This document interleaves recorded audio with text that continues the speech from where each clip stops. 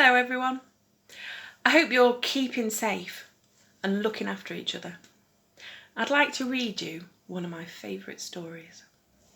We're going to read The Smartest Giant in Town by Julia Donaldson and Alex Schiffler. George was a giant, the scruffiest giant in town. He always wore the same pair of old brown sandals and the same old patched up gown. "I wish I wasn't the scruffiest giant in town," he said sadly. But one day, George noticed a new shop.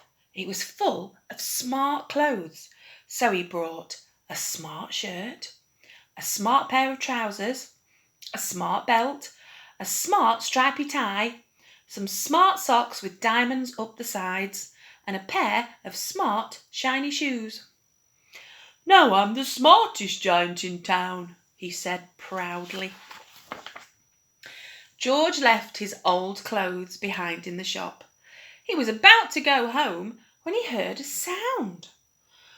On the pavement stood a giraffe who was sniffing loudly. "What's the matter?"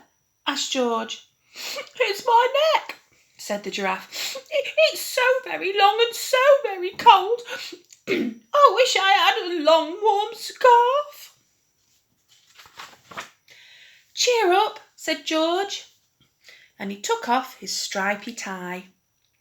"It didn't match my socks anyway," he said, as he wound it round and around the giraffe's neck.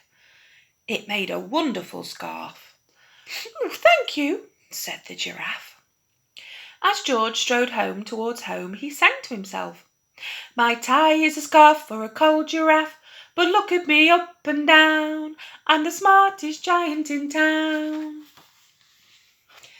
George came to a river. On a boat stood a goat, who was bleating loudly. "What's the matter?" asked George. "It's my sail," said the goat.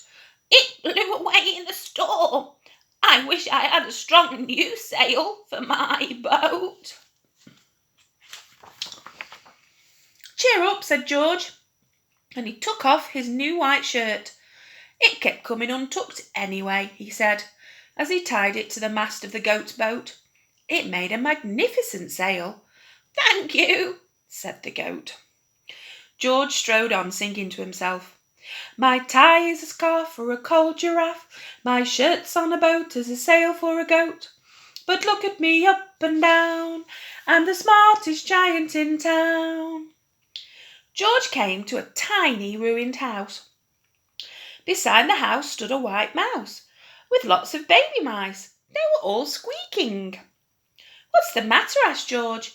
"It's our house," squeaked the mother mouse. "It burned down and now we have nowhere to live. I wish we had a nice new house." "Cheer up," said George, and he took off one of his shiny shoes. "It was giving me blisters anyway," he said. As the mouse and her baby scrambled inside, the shoe made a perfect home for them. "Thank you," they squeaked. George had to hop along the road now, but he didn't mind. As he hopped, he sang to himself. "My tie is a scarf for a cold giraffe. My shirt's on a boat as a sail for a goat. My shoe is a house for a little white mouse. But look at me up and down. I'm the smartest giant in town." George came to a campsite. Beside a tent stood a fox, who was crying. "What's the matter?" asked George. "It's my sleeping bag," said the fox. "I dropped it in a puddle. I wish I had a warm, dry sleeping bag."